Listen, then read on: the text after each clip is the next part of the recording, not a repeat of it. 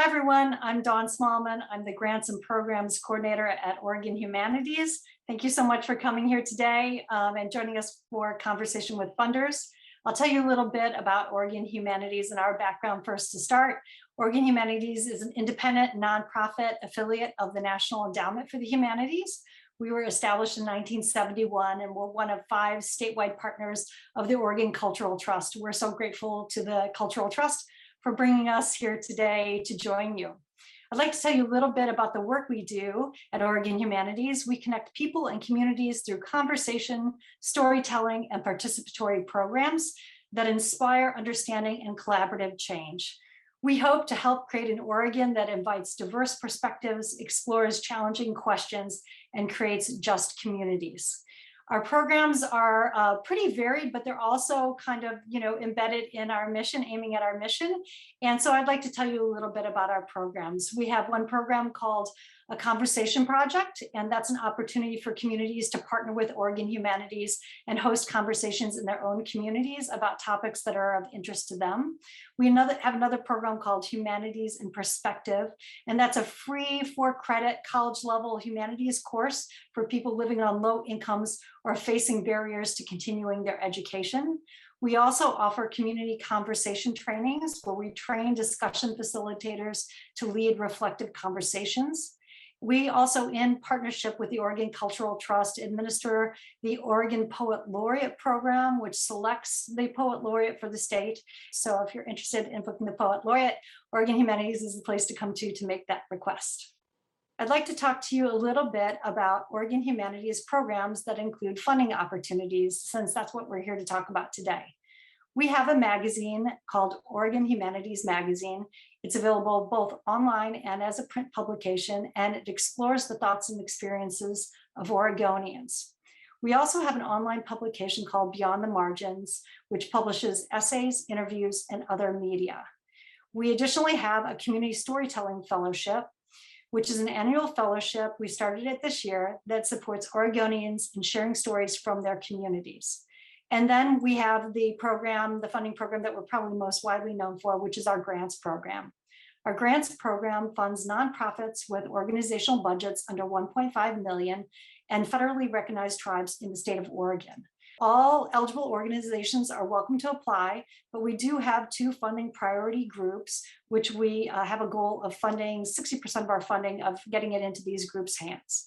One of those groups is rural serving organizations. The other group is Black, Indigenous, and people of color led and serving organizations. So we hope that you'll check out our grants program a little bit more if you're eligible to apply. And I'll tell you what we expect to have coming up in 2023 for our grants program. We expect to have a public programs grant, which we typically host annually. It's up to a $10,000 per applicant grant, and it supports programs across the state that explore challenging questions and strive for just communities.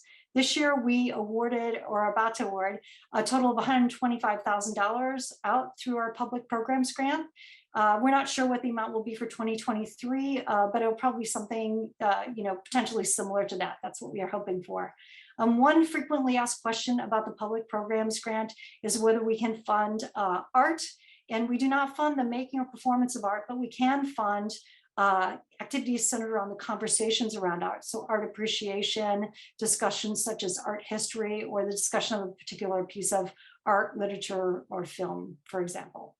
This grant, the public programs grant, does require matching funds, 1-to-1 matching funds. So any dollar you would get through our grant, you would also have to match with another dollar, either from another source or from in-kind labor that you had donated to your project or program. And our public programs grant typically opens for submissions in January, and they are due in March. We typically have a couple online sessions to help people navigate the application process and be able to answer questions that applicants might have. We award typically in May for that grant, and the grant period usually gives you about a full year to accomplish your project or programs that are funded by the grant. This year, we were also really excited to be able to offer a new grant to the public. It was called the Mini Grant for Rural Libraries, and it's done in conjunction with a really popular program we have at Oregon Humanities called Consider This, which is a conversation program. So the consider this program has an annual theme. And so we ask the rural libraries applying for this grant to come up with their own ideas of their own programs and events that are in conjunction and in alignment with that theme. So this year's theme was American Dreams, American Myths, and American Hopes. We don't have our theme set for next year, but stay tuned if you potentially are interested in hosting some events in your rural libraries. No matching funds are required for this grant. So whatever funds you get, it can 100% fund the project or program that you have at your rural library.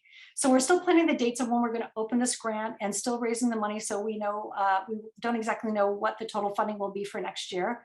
And for all these programs, if you'd like to be in the know about when grants open, what the amount of granting awards will be for that grant or anything like that, the other funding opportunities through the magazine to do writing pieces for the magazine, the best way is to get on Oregon Humanities e-newsletter list. So I would urge you to go to www.oregonhumanities.org. You'll see a checklist. There's a bunch of different choices that you can make about whether you want to be informed of grants or the magazine or everything. You can check all of them. And that's the best way to learn about funding opportunities that come up at Oregon Humanities. Thank you so much. And I hope if you'd like to discuss more or if you have questions, that you'll attend our live online session that's going to be part of the Conversations with Funders program. See you then. Thank you.